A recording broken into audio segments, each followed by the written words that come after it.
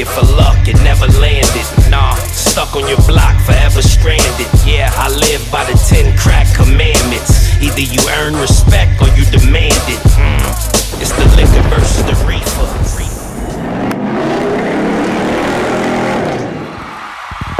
YouTube, what's up? It's Magnus. It's a beautiful Saturday today. Look at that. Got some birds chirping. Season's starting to change. Alright, check it out.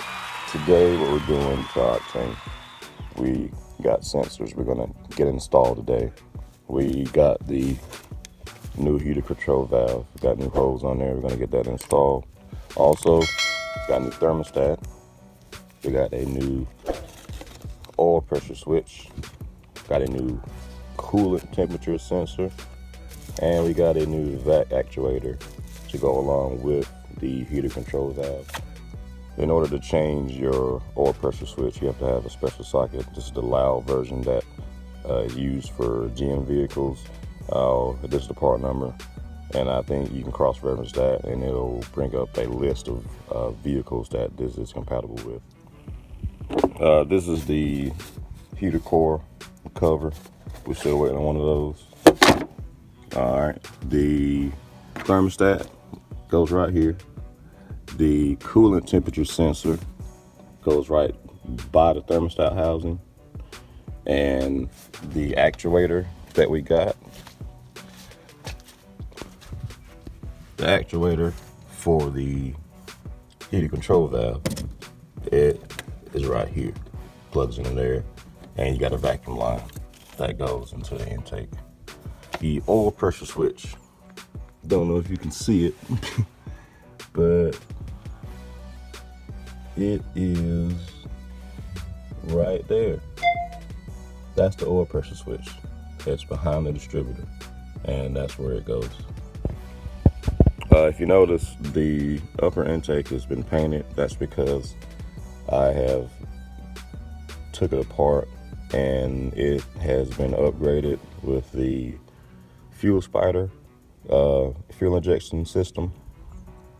Anybody knows about the 5.7 Vortex or the 350 GM truck motors, they use the poppet injector style. That is a very unreliable way to deliver fuel to an engine, because over time it gums up and becomes incapable of producing the fuel pressure that is needed to go into the combustion chamber because of the way the poppets are designed. So it made a upgrade for these trucks. I'll put a picture up so you can know what I'm talking about, the fuel spider. And it plugs right into the same holes that the poppets do, but it's way more reliable, and you really feel the difference after you've installed one, and have been driving a 5.7 Vortex with that old style poppet injector system. Okay guys, we got the heater control valve on. There it is. Got hoses connected. Now we get ready to put this vac actuator on and replace this old one. Right. Okay, we got your new vac actuator on. Got all the vacuum lines hooked up. That one goes into the top of the heater control valve. The other one goes over here to the upper intake. All right, now we're gonna try and snake our way through this and get to that oil pressure switch. This sensor socket is 1 1/16 inches, and you see how the inside's made, so it'll fit all the way onto the oil pressure switch and get onto the hex provision on the switch, and still have room for the wire connector at the top. Okay guys, maybe you can see it better. You see where the ratchet is? That's the socket, and that's socket's actually on the sensor right there. Give you a top-down view. That's what it's gonna look like when you got it on there, and then you back it off. Okay, this is what a bad oil pressure sensor looks like, and not supposed to be in 2 pieces. This is the new one. I'm gonna put it on. This is the single pin version. They have a dual pin version. You kind of have to check and see which one you have first. Easy way to do it is just remove the connector off the back, and either stick your finger, see if you feel one terminal blade, or if you can just look at the actual connector and see how many terminals it has. That way you know which one you need to order. All right guys, it's on. It's really hard to see, but where my hand is, that's where the connector is. And when you're putting that back on, you don't tighten it down like there's so many turns. You basically want to get it turned back to where that connector is parallel with the harness, and that's it. You feel it snugging up, it's already got a thread locker on it. You don't tighten down and you'll damage the sensor if you do that. Okay, I think I'm gonna hold off on the coolant temperature sensor and thermostat for now. I'm gonna go ahead and put coolant in, put on the air box, and start them up. Okay, I changed my mind. I'm gonna go ahead and change the coolant temperature sensor, because it's just right there. You move this tab here and slide it over so you get enough room so you can get your socket on. It's 19 millimeters. Once again, when you're snugging it down, you snug it down so it's back in the same position with the wire connector. Don't over tighten these sensors. You can crack housings, you can damage sensors, and then you got more problems. This is my go-to friction modifier for anything. But yeah, we're gonna put it in here for this first start. And we're gonna put in 10 ounces of motor coat on this start. This thing uses 6 quarts. You're supposed to use 2 ounces per quart. For larger heavy duty vehicles, you use 3 ounces per quart, but it's gonna use the 2 ounces per quart this time on this one. All right, we got our motor coat measured out. My wife's gonna kill me. I use one of her measuring cups, but that's 8 ounces.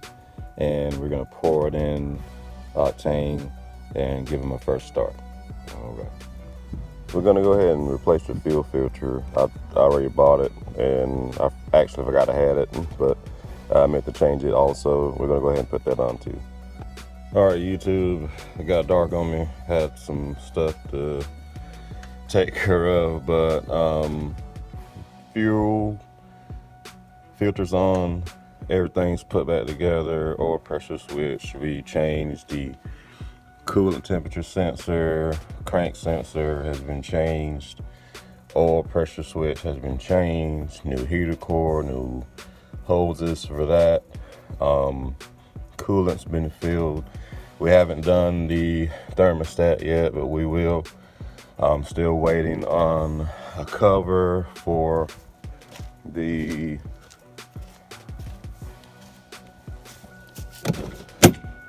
heater core. Still waiting on a cover for that. But we're gonna go ahead and fire it up and let you guys hear it. All right, there we go. Still gotta put all this back together too. Quick. That's fast, that's what I want. Sounds good. But he's alive. He's back. Been down for a minute, but he's back. Sounds real good. But motor coat's in there right now. It's working. Gonna coat those metal surfaces that touch, and what we're gonna do, oil drain, put new Valvoline in there, and we're gonna give him a test drive and check him out, see how he does. But guys, that's it. That's what we wanted. We wanted to get him started. We achieved that, and now some more mods and upgrades to come. YouTube, it's been Magnus. I'm out. Peace. Waited for luck, it never landed. Nah, stuck on your block, forever stranded. Yeah, I live by the 10 crack commandments.